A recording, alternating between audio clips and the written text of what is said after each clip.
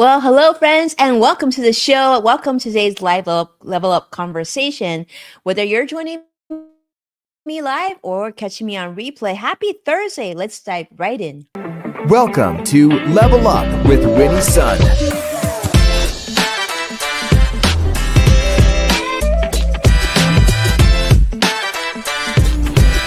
Award-winning financial pro. Get ready. Level Up with Winnie Sun. Well, hello, friends. It's great to be here with you. I hope that you've had a very productive and good week. For those of you who are new to the show, I'm Winnie, your host, an award winning financial pro, a Forbes contributor, and a CNBC council member and contributor. And yeah, we're streaming here live. So it's wonderful to be here with you. Definitely jump in, say hello. I see a lot of familiar faces already. Thanks so much for making the time. It's been a really busy week. So let's kick it off. Let you know how the market's doing. It's kind of a mixed day. Dow's currently up 252 points. The Nasdaq is down 85 points and the S&P 500 is up 16, but the market's not closed yet.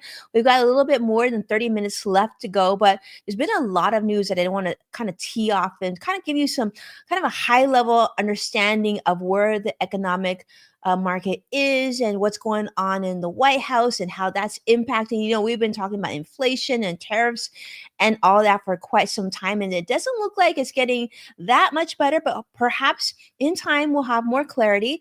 Now, I want to give a shout out to a lot of people who I've been researching and following for this information, including Jeff Cox at CNBC, Alice Wallace at CNN, Eleanor Pringe at Fortune, NPR, and whatnot.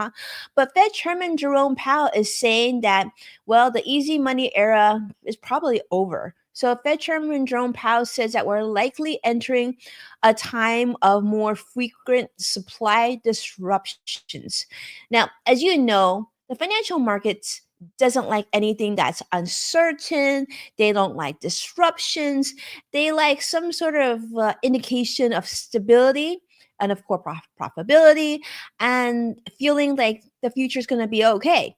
Now, because of a lot of the changes, we've also seen increased volatility on the financial markets. Now, this could actually mean more frequent supply disruptions, could also mean, of course, higher interest rates, unfortunately, might be here to stay. So he's also saying don't expect a return to near zero rates that we saw in the 2010s. Now, the Fed chairman's strategy is sort of getting a slight makeover, though. The Fed is rethinking its playbook, especially since the 2020 strategy that let inflation run hot to boost jobs. Well, with today's unpredictability, Fed Chairman Jerome Powell has said that there needs to be better communication, more transparency, and better tools are going to be necessary to help mitigate inflation. Now, that being said, it would be great if everybody was working together. But if you've been following the financial news and maybe some political news, you get the sense that there is sort of not everybody's on the same page. Not everybody is working the same direction. Because let's talk about tariffs. Tariffs are, of course, hitting business profits and consumer prices as well. Now, many of you have indicated and expressed frustration where prices have been at the grocery store. I even saw a comment, even on like someone was saying that, they can't even afford that many eggs now because things are so expensive. Although I will say egg prices have come down some. But here in the United States, wholesale prices did drop sharply in April. Now, this is largely because tariffs are actually cutting into business profits. Now, so companies such as Walmart, which we're going to talk a little bit more about later, already said that they're going to have to raise prices. But what's interesting is although, pre sort of that Liberation Day, a lot of people already went out and bought a lot of stuff that they needed to, myself included, right? But now shoppers are definitely pulling back because costs are rising. Retail sales have barely budged in April, and that was a sharp drop from March, right before Liberation Day. So consumers, you and I probably included, seem to be holding off, possibly they're saying reacting to price hikes and economic uncertainty. Now, I thought that was interesting because we did see prices for a lot of things that we purchased go up significantly after Liberation Day. However, with the recent news that came out, you would think prices would have maybe shifted or dropped a little bit on the news that there would be a 90-day pause on some of the tariffs occurring between the United States and China. Well, unfortunately, that doesn't seem to be the case. I don't know if you've checked prices, but I haven't seen them drop. And I actually don't anticipate them dropping, sadly. Now, small businesses now nationwide are worried. In fact, only 3 in 10 small business owners think that the economy is actually in good shape. So 30%. Now, many people are fearing that these tariffs will hurt their operations this year in 2025.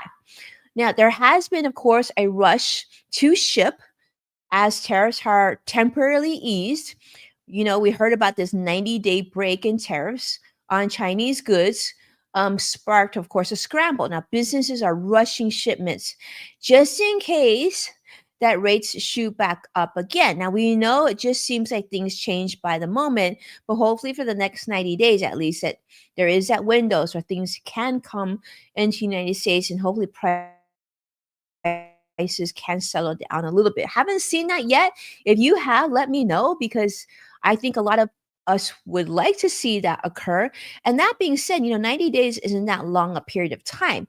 For those of you who are tuning in, I know we have a large following joining us from Modern Mom. Well, I'm going to say, like, if you might want to prepare for the holidays in the next 90 days as well, because I know a lot of toys and goodies that our little ones enjoy do come from offshore, and hopefully can get those at more reasonable prices.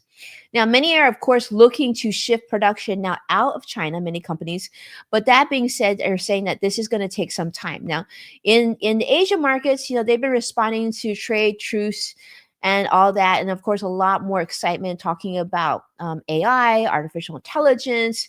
Of course, now with US and China sort of at least discussing and having conversations, hopefully tensions will cool a bit. And there's been a lot of excitement surrounding the world of artificial intelligence and the excitement of spreading that. And then we talking about chips being sold to this country and that country. That's of course another conversation we'll continue to follow very closely. But inflation is something that I want to share with you because it seems to have been cooling just a tad. April's inflation numbers that were just reported recently were the slowest since early of 2021. Now, I will warn though, many financial analysts are still saying that this could be the calm before the storm and things could get worse, and that the real impact of tariffs may still just be ahead of us. That being said, I think we can all agree it's something that we can't necessarily control on our side, but we can control how we're spending our money. So be mindful. If this 90 days, if you see things that you absolutely need for you and your household, and you find that prices are reasonable, it might not hurt to go ahead and have those things ready for yourself, at least until the end of the year. Right, especially if you need to buy gifts for the little ones before the holidays. Now let's segue over because there's another big news that came out recently. Now, many of you are familiar with the name Warren Buffett. He's considered by many as an investment guru and CEO of Berkshire Hathaway. Well, Warren is also now 94 years old. And recently, well, he has passed the baton over to a brand new CEO by the name of Greg Abel. Now, there was a lot of speculation of why Warren did this. At 94 years old, he certainly seemed quite active and still very profound in his messaging, and like he really understood investments and whatnot.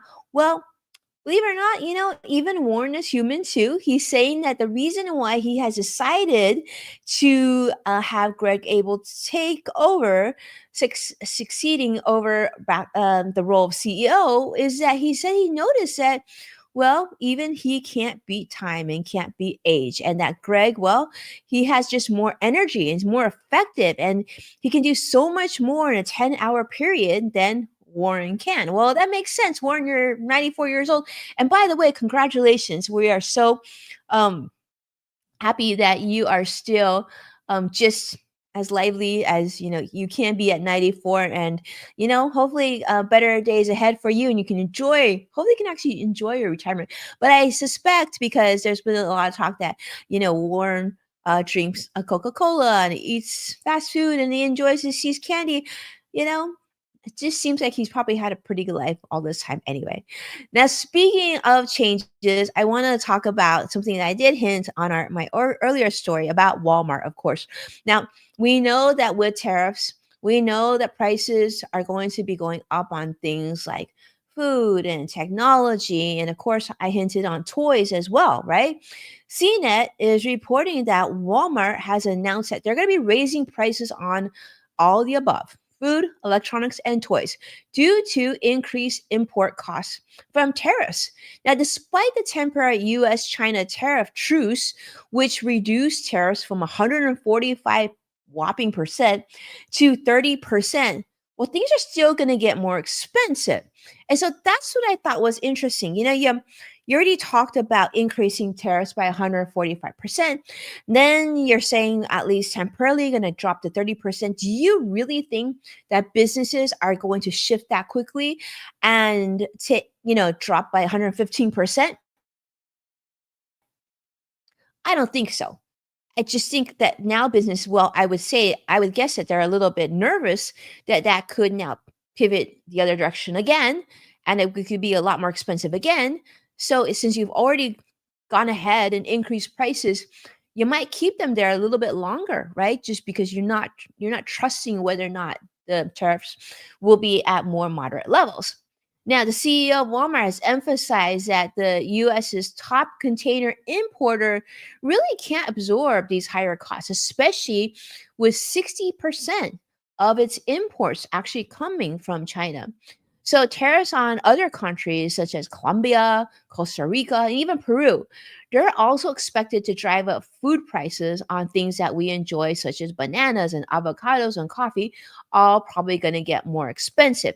So now April's inflation rate we talked about was 2.3%, but their analysts are saying that we really haven't seen the full effect of tariffs yet on inflation and on our sort of bottom line yet. And that's probably going to impact more on consumer prices very, very soon. Now, there's a lot of other companies warning of price hikes. So if you don't shop at Walmart, you might be experiencing other places, including places like Microsoft. I've even seen them in prices at Costco and Sam's Club as well. So I just think this is probably going to be across the board.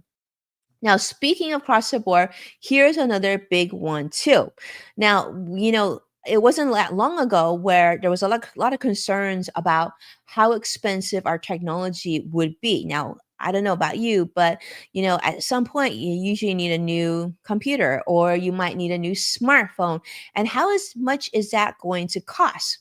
Well, just this week, President Trump has said that, well, he hasn't been too happy with Tim Cook at Apple. This is being reported by CNBC. President Trump said that he actually told Apple CEO Tim Cook that he actually disapproves of Apple's increasing production in India and is pushing Apple to manufacture more of their products here in the United States. Now, President Trump has referenced Apple's $500 billion US investment pledge and also criticized the company's India expansion. Now, despite the fact that Apple's goal is to make 25% of its global iPhones there, they're trying to reduce their reliance on China as well. But currently, they do produce most of their iPhones currently in China, but they've been trying to diversify it into countries such as India and Vietnam, just due to geopolitical and logistical risks. And who can blame them? I mean, given all this talk about tariffs and for companies that rely on production in China and other offshore countries, well, a lot of businesses, whether it be the size of Apple or small businesses, are under a lot of pressure and in a considerable amount of stress of how they're going to navigate. And most importantly, I've even been talking to businesses, is not just how they're going to navigate, but how they're actually going to stay in business. Because a lot of companies do rely on manufacturing offshore to even be able to have product to sell reasonably to consumers here in the United States, US based companies. Now, they are saying that if iPhone production does move to the United States, Um, well, it's highly unlikely that it'll happen really quickly just due to the cost increases. Because if it was completely produced, or the iPhone was completely produced here in the United States, they're saying that this could actually push prices up to $1,500 to $3,500 per phone.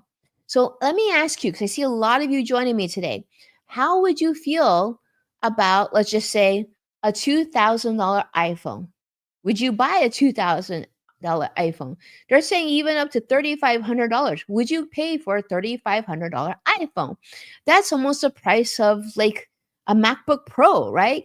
But Apple has limited US manufacturing, of course.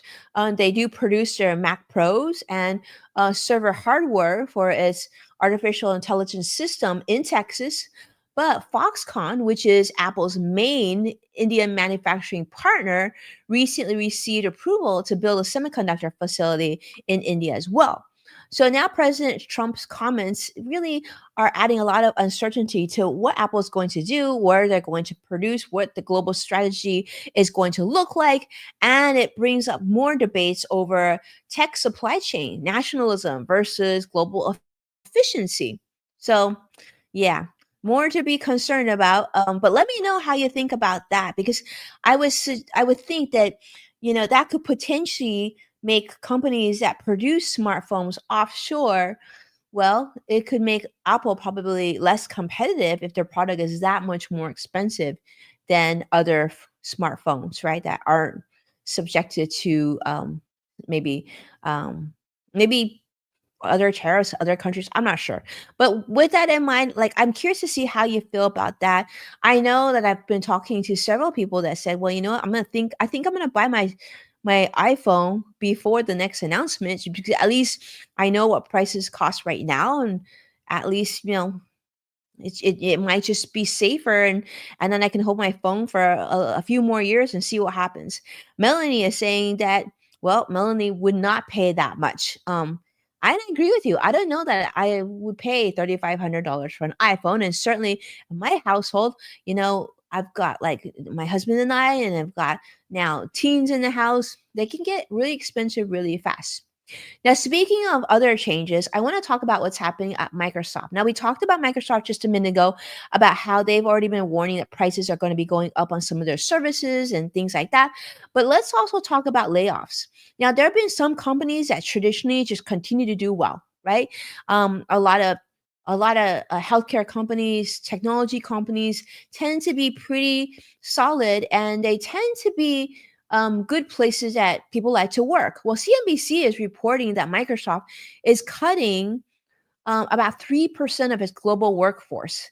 Give you an idea, that's about 6,000 jobs that will be lost from people that are working at Microsoft. Now, Microsoft, I think most of us would agree, is a very popular place for people who graduate from college, or even later stage, high level technology um, talents. They tend to want to gravitate to companies like Microsoft or Apple to work there. Well, the company currently has 228,000 employees as of last June, but most this is going to be one of the most significant layoffs since 2023, when they laid off about 10,000 people. Now, they're saying that these layoffs, though, they want to be clear, are not performance based. They're really part of a broader strategy to just simplify management and improve agility. And let's be honest, I mean, a lot of companies are seeing costs go higher. And with that, that also means that what's going to happen to your payroll often goes higher as well. So nearly 2,000 of those affected people will actually be here in Washington, Americans, with about 1,500 plus happening in Redmond in Washington as well. So a lot of people will be unfortunately losing their job. Now, despite what's going on, Microsoft says that they just need to make some of these changes in their different areas. And the CEO has hinted that, well, sales strategy shifts, and they're going to align with some of the AI platform changes as well. And we're seeing that more and more because AI, robotics, well, a lot of them are slowly improving so quickly that it may not affect your job today, not yet, but it's affecting quite a few of jobs already. And we're seeing some of that here in California with not only technology but entertainment and whatnot. Now, so we'll see. And speaking of layoffs, I mean, this continues. I want to talk also about Nissan. Nissan has also been cutting about 20,000 jobs as well. This is reporting by CNN. They're going to cut about 11,000 more jobs, bring the total layoffs to about 20,000. This is, of course, again, for their company, cost cutting, right, to address plummeting profits and weakening global sales, thanks partly, I'm sure, to tariffs. So, yeah, actually, Nissan plans to shut 7 different production plants. So they're going to be reducing their global footprint from 17 to 10, and they're going to try to simplify vehicle parts by 70% just to save some money. So a lot of pressure in various industries, technology, auto, and everything else. But on the flip side, people are getting laid off, they're losing income, but it's not get I wish I had better news. It's not yet. I'm getting better news here in California. Get this. All right, this is being reported by the New York Times.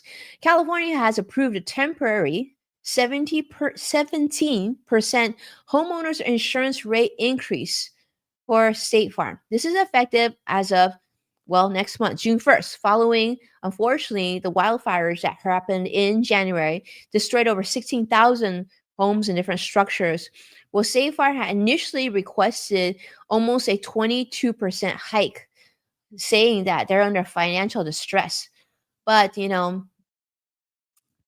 Consumer Watchdog is saying that, well, that increase is just unjustified and is punishing policyholders struggling already to receive fair payouts.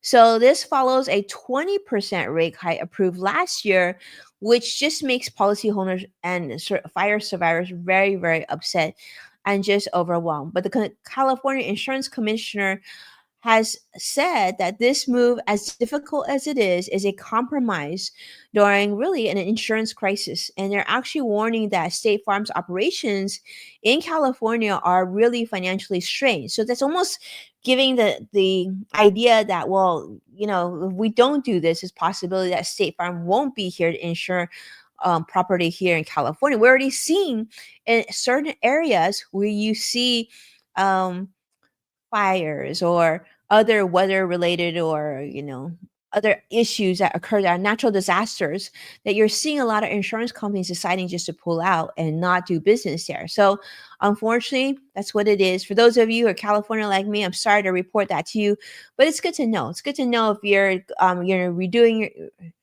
your insurance or having to pay premium. Take a look at that and see. And of course, it's always a good idea to shop around. If you can find something that's more affordable, if you can self-insure a portion of that to try and get that premium lower, then it's probably a good idea to do your homework before you just automatically pay your next bill, which is probably something I'm going to do as well. Now, speaking of which, let's also talk about some positive. All right. Well, US prices of eggs have finally dropped a bit, about 12.7% in April. This is reported by ABC News.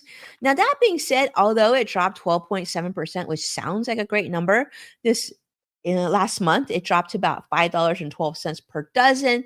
This is still like egg prices are still high. Now, according to the Consumer Price Index, despite the dip, prices still remain 79% higher than last April. Yes, last year. So almost 80% higher. So this is largely due to the ongoing bird flu outbreaks, avian flu. And so, yeah, so egg price is still expensive, but hopefully you're actually able to get eggs. Because I know that, I traveled recently and I went to a supermarket and literally they were completely out of eggs. I know here in California, sometimes my husband will go to Costco and he'll find eggs and it's like winning the lotto. But I don't know. Let me know how it is in your neighborhood. Have you seen an issue? Have egg prices come down? And most importantly, have you been able to get your eggs, period? And hopefully the supply has improved somewhat. Um, Yeah, I see that. I see a lot of people saying, yeah, they've been, they've been monitoring that as well.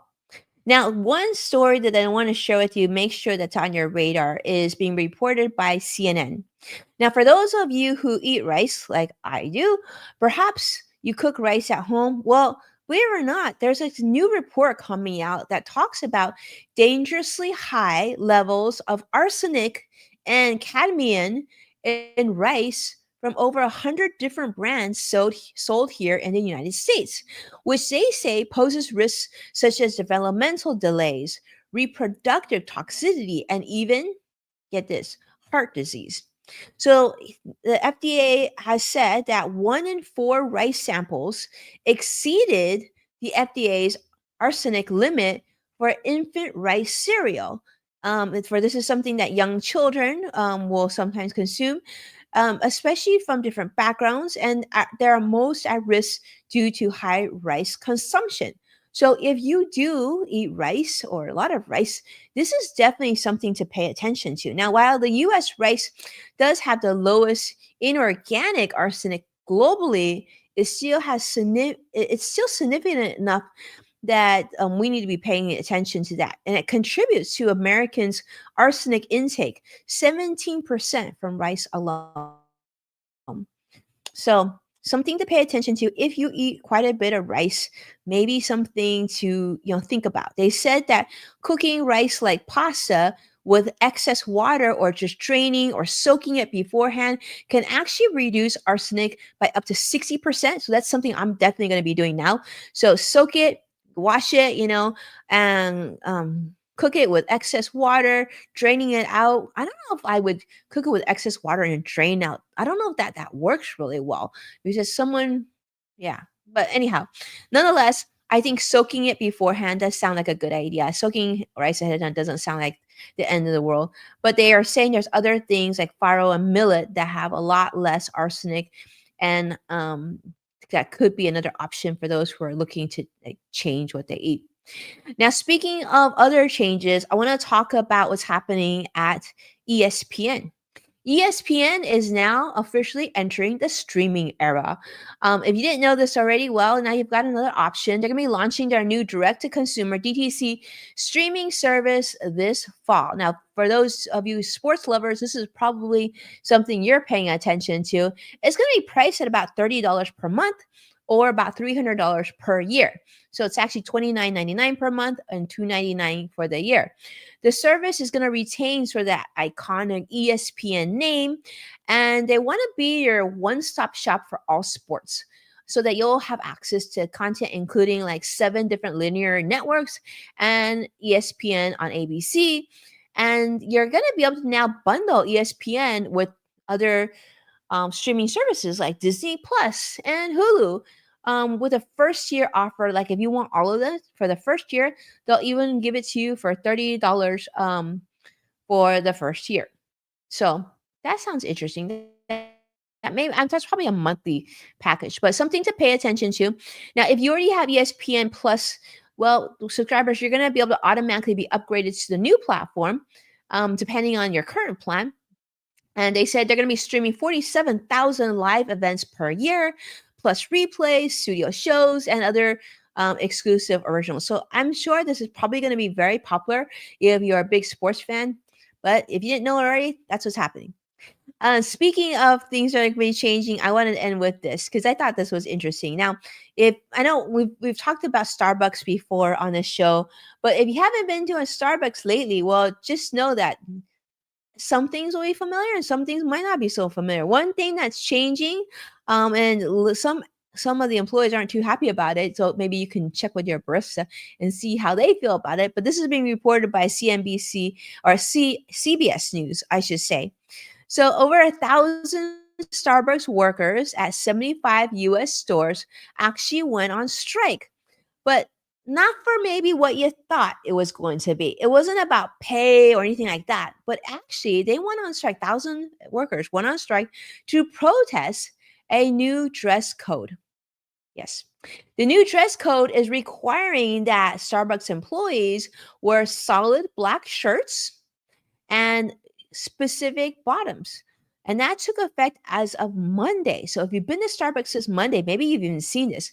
So this policy, the previous policy before, they allowed a lot more flexibility, including like different dark colors and patterns.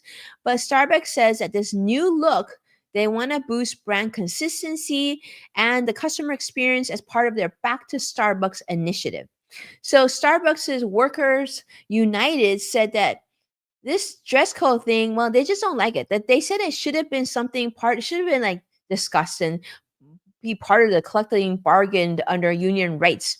And workers are saying that, well, Starbucks actually sells a now banned branded apparel and pointed to ongoing operational frustrations like long customer wait times, maybe something they say that should be worked on first. But despite the strike, Starbucks said that 99% of its US stores remain open with minimal disruption. So, not to worry if you're worried about the strike. But they're saying that, yeah, now, well, they gotta wear these. They said like a black shirt, and also I think they said like you could wear khakis, blue jeans, or black jeans. And they said the reason that is Starbucks is saying that way the green apron pops more when employees wear this. So let me know what you think about that. I know. And Sadiq says there's a new dress code at Cannes as well. I did see that, and I saw some beautiful gowns. I saw that there was dress code there. And let's be honest, like it does seem like in a lot of places, like certain businesses, certain service businesses, you're gonna see some variation of a dress code too.